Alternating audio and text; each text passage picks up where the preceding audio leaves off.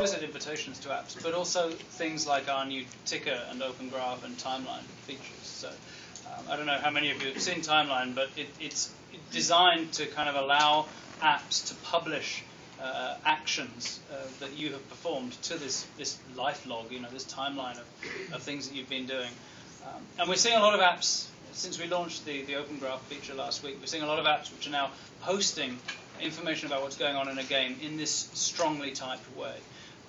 So it's not just, James started playing a game, but it's now also got the opportunity to log, what am I doing during that game? And that's information that I want to share with my friends. As I get through each level or I, complete some achievement, I can share that with my friends, and they can see, what it is that I'm doing. And of course, that then gets aggregated, and if my friends see that I'm playing a certain type of game or a certain genre of game, then that's going to encourage them to check that out too.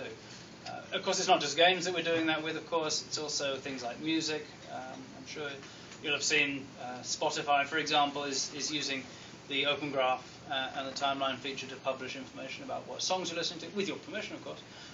And that is a fantastic opportunity for you, firstly, to log, out of your own interest what you're listening to, but secondly, for your friends to then see, well, what sort of artists is James interested in? What sort of music does he like to listen to? Maybe there's that serendipity. Maybe I'll go and find out whether there's, whether that's an artist that I would like. Again, it comes with that implicit social recommendation that is a very, very powerful hint to buy. So, we believe that, as I said, the human-curated directory of apps in an app store is not a scalable and sustainable way to help people find the apps that they and their family and friends and so forth really care about. And we do think that social is not just an integral part of the apps themselves, but an integral part of the discovery process. Well, that leads to the next question that Paul could kick us off on. Discovering apps is very difficult. I think any of us who've tried to find that one app is not a trivial process.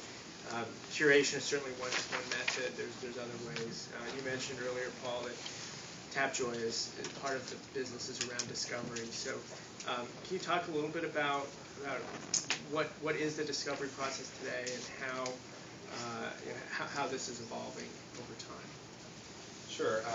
The number one point of discovery for mobile applications is either iTunes or the Android market. There's no question about it. By far the biggest predictor of success from an application developer's perspective is getting featured. Right? If you got a good friend at Apple or the Android store, hang on to that friend. That's really and that's where end users go. There are plenty of bloggers who generate kind of top 10 lists, or TechCrunch might write about an article. So anything you can do from a PR perspective is great, because there's a lot of consumers that are early adopters, are influencers among their friends that try out new applications based upon kind of what they discover. Because ultimately, it's either coming down to what you're seeing on the App Store, word of mouth recommendations, which is that's how most people discover applications, or advertising. There's not too many other things, other levers you can pull or knobs you can turn. From an advertising perspective, it's a bit more predictable in the sense that you can advertise with an ad mob with kind of displays at a very low price. You can acquire customers through us, or have your app surfaced in app recommendations based upon personal preferences tied to kind of characteristics of your app. But if you're going to advertise an app, the most important thing that you need to do first and foremost is build a good app. Because advertising an app that isn't sticky, doesn't have vital characteristics, or is just a lot of fun, you're kind of throwing money away. To be candid. So, build a great app, use every PR channel and connection that you can leverage to get featured, and then put a bunch into marketing in a really intelligent way. That's the best thing that you can do. Thomas, maybe you can walk us through one of your games and how you got that distributed. We had the great fortune of being featured by the platform at one point for Zombie Farm, which contributed a lot to its early success. But when I think about how we go to the marketplace today, obviously that's something that's pretty difficult to do when there's 500,000 other applications out there. And so for our part, we really think about marketing and distribution along 5 main channels. I think one is sort of paid distribution, which I think is expensive, but it typically is the most consistent. The other would be through in-game features where we implement things like Facebook, like mechanics in the game that would encourage you to interact with your friends, making social really a core part of the experience. But then the 3 others that I think people should pay attention to. One you kind of touched on, which was PR. A lot of these, a lot of times I see entrepreneurs who are hoping that they catch the attention of these major news outlets, but I think that's something that really requires lobbying. I remember Vince telling me a lot about how he would draft early on his own press releases, make it look as official as possible, and he made a hit list and handed it out. Which was very forward-thinking of him. Community I think is important, right? There's a lot of social media outlets. You can make a Facebook page. You can create a Twitter account. You can use YouTube to make your videos. And there's a lot of ways of sharing your content and building these sort of fan communities. And obviously your fans are the ones who are going to talk about your game the most. And so if you can give them a place to live, that's gold.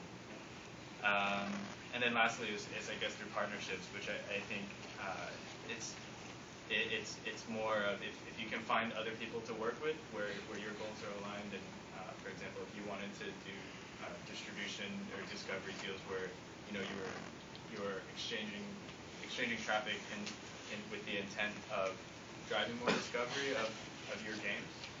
I think that's really important also because, as James said, I think, semi-curated lists don't really scale well.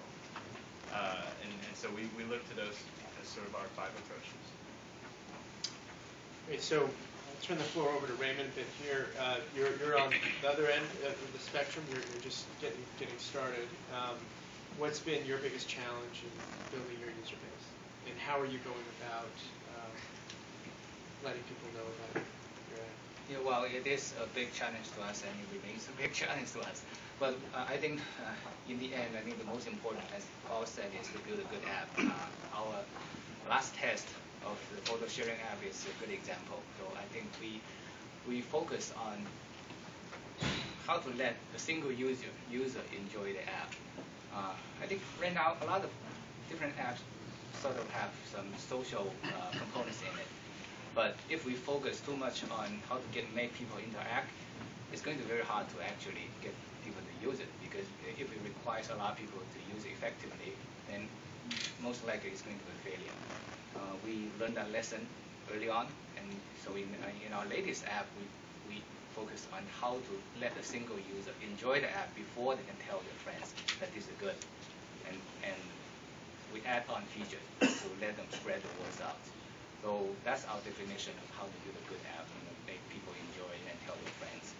And of course, there are so many different ways of promoting an app, and we learned that through the process, as Thomas just basically listed out. We are hiring PR companies to help us. We are hiring social media experts to help us run a campaign. So we are going through all of these things. Hopefully, it will be a good experience. Sounds good. So I'm going to ask a couple more questions just to the group broadly, and then we'll turn it over to all of you for Q&A. The first